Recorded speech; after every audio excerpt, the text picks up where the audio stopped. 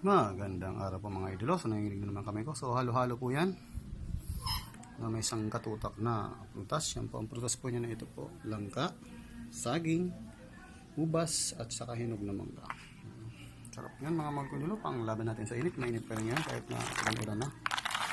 Kahit tapos pang aghong na bagyo. Sarap yan. Lalagay pa natin frigidaire. Dapat pala dalawang yelo nilagay ko.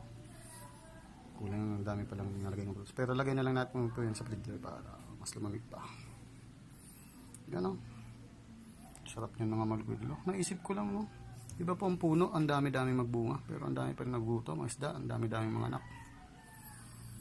Hindi patas ang pati ano. May pa nagutom sa atin. Yan o. Yung Indian ko, pinamimigay ko lang po yan. Yung piko, meron pong kumukuha yan. Papaalam minsan hindi. Yan, sarap po niya no. Yan ang aking halo-halong sa katutak na prutas. 4 na prutas mo yan. Langka, saging, ubas at manggang pikong hinog. Yan.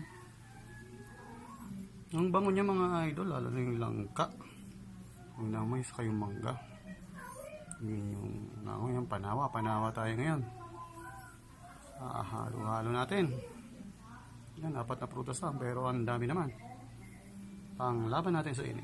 Yan lang po mga kudulo. Kumain po kayo lagi maayos ha. Alagaan sarili. Huwag pababayaan ng sarili ha. Lalong kalusugan. Mahal na mahal ko po kayo. Ingat-ingat po mga mahal kong idolo. Sa Raw.